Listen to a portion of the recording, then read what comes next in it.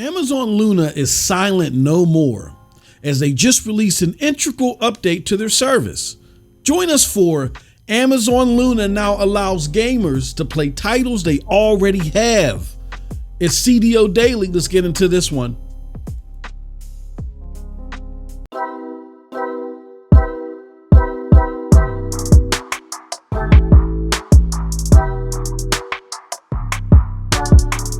What's up, people? What's up, people? What's up, people? It's your boy MM2K of PNTS Network and CloudDosage, back again with another CDO Daily. Appreciate you joining us for this one. Do us a huge favor, hit that like button, hit that subscribe button, and rock those bells for notifications, please, so you know when we're dropping these doses. We appreciate all of y'all. Straight up, you know the deal, you know the reason, and by now y'all should know the slogan, we are not too proud to ask. All right, let's get into this one.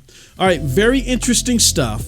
This is coming from a variety of sources, so I'm going to go into where those sources are, or what they are rather, and then we're going to talk about it on the back end. So first and foremost, I want to give a shout out to the scientist, also known as StadiaNet on Twitter. He came out with this Twitter post that just totally caught me off guard, and it said, "At Amazon Luna News, I don't pay that much. I come from a long line of Luna lovers, and my sub is $7. I guess the price will then be the same, summing both channels." And what he's talking about here is this excerpt from Amazon Luna, where they say, "Thank you for subscribing to the family channel and Luna Plus. We are reaching out as we have changes to our subscription. What has changed? As of December 6, 2022, the family channel is no longer available on Luna. Games in this channel are now included in the Luna Plus subscription.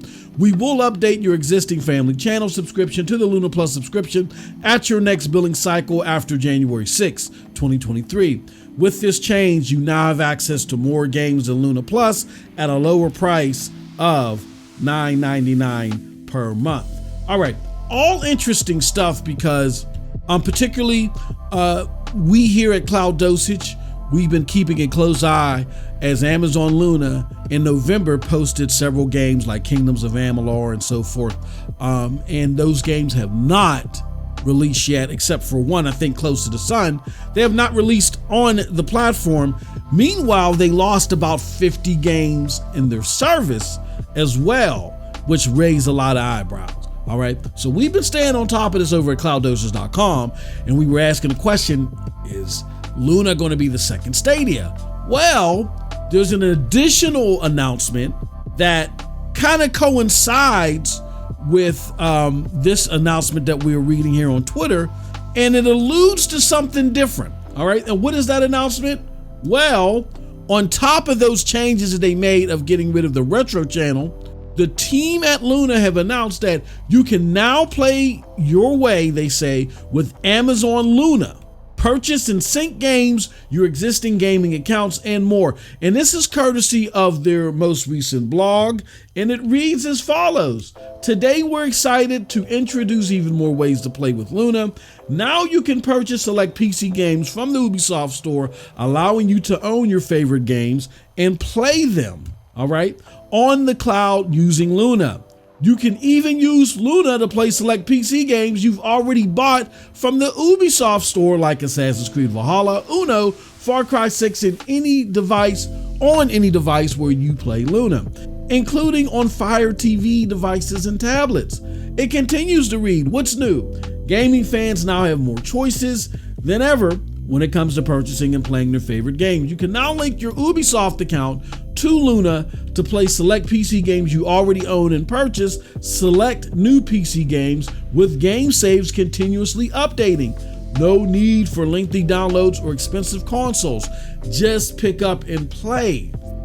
So it also says, I'm going to read a little bit more, expanded offerings for Amazon Prime members. Luna will continue to offer the ability for Prime members to play a rotating selection of games from Luna catalog for free, and now they can also sync their Ubisoft account to play select games that they own from the Ubisoft store, all included in their Prime membership. So it's not free. You can't just sign up for Amazon Luna, not have a subscription and play these games. You got to at least have Amazon Luna Plus, which is fine, understandable. I'm grandfathered into Amazon Luna Plus at $5.99, so this is no big deal to me, right? That being said, this is very, very interesting. Again, we've been keeping a close eye on Amazon Luna over at CloudDosage.com, rightfully so, because we saw a whole bunch of games get purged, and they kind of were silent about some other games that they said were coming to the platform, and we still haven't heard about those games as of yet. But as we were keeping this eye on them, we were also cautioning, right, collectively as a group, we were cautioning that this may not necessarily mean that this is the end of Luna. That this could mean that their answer to the $1 trillion tech bubble that is happening and affecting everyone is that they're just going to scale back. They're going to scale back on some things. They're going to get rid of some quote unquote waste because the service isn't lauded everywhere. I mean, it isn't blasted out everywhere, rather. It isn't promoted everywhere. It's in the States. That makes sense because the States has a wide gap in Fire TV usage versus the rest of the world. And they are piggybacking Amazon Luna to their Fire TV service, right? So because Fire TV really isn't big anywhere else, I think what they're doing is they're watching to see if Fire TV usage of Amazon Luna grows to a certain point. And then they feel like that if it grows to a certain point where, 50-60% of Fire TV owners are now, Amazon Luna subscribers, all right, we're going to throw this service out in other places. And 50-60%, don't quote me on that. I'm just throwing out superficial numbers to help you better understand what I think their strategy is. And again, with this $1 trillion tech bubble happening, it makes a lot of sense that they said, you know what, we got to scale back. There's a lot of games that we have on paper that look good, but ain't nobody playing them. And we're paying a lot of money to maintain these in the service. So you have that happening. You have them continuing on with this pretty much bring your own game type of service, which is awesome, by the way. And, it's hard to argue that they may be staying around, right? Just doing some scaling back. Again, we don't know. They can do this, shut the doors tomorrow. We had a situation. Now, again, they're totally different companies. We did have a situation where Google announced this big expansion to Mexico with Stadia and all this other stuff. And there were some other things, even some grumblings about something similar to this, but I won't get into that. That may have been happening at Stadia as of 2023. A lot of big stuff was supposed to be happening, and then all of a sudden they shut the doors. Could Amazon be doing the same thing? Who knows? I don't know. We've seen one big tech company do it. Will another big tech company do it? I don't know. My personal opinion, though, is that Amazon has a bigger risk appetite, even financially, to things like this. I mean, they roll out something, they stick with it longer. Prime examples, you had YouTube that had a hell of a series that they blossomed in the Karate Kid TV, or not Karate Kid, it's Cobra Kai, but it's inspired by the Karate Kid, the Cobra Kai series. And they just didn't have the stomach, they didn't have the appetite to stomach the cost of production, things like that. So they let it go. Went to Netflix and now it's doing gangbusters.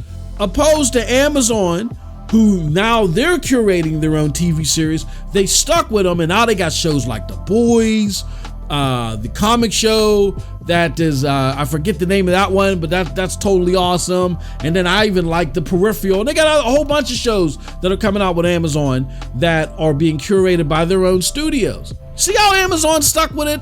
Google didn't stick with it. It's just part of their culture. If something that Google puts out there doesn't go gangbusters ASAP, there is a huge risk that they might turn it loose. So, and don't blame me for showing that. I mean, it's a precedent they created on their own.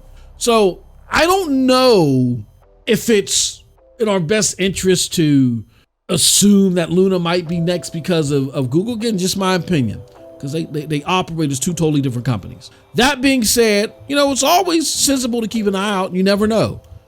Keep an eye out. Keep your finger on the pulse and see what happens.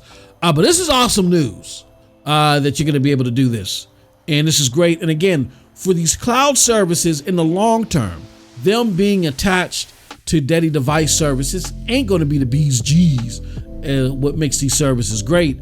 What's going to make these services great is the fact that they're going to be able to do things in the cloud that you cannot do natively. That being said, that's years down the road. Right now, comfortability is key, especially after the aforementioned Google Stadia has been slotted to go to the wayside. You know what I mean? So this is all big stuff. Kudos to Amazon Luna for releasing this, and we'll see how it goes. We'll see what this means for them long term. With that said, those are all my thoughts and all I have to say about this. Let us know what you think about all this in the comment section below, because like we always say, who cares what I think? But if you did like what I had to say, check out the links below to follow me.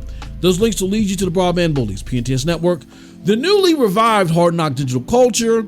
Check out that NRO podcast and our God of War streams, and here, CloudDosage. With all that said, peace. Have a wonderful gaming day. Thank you.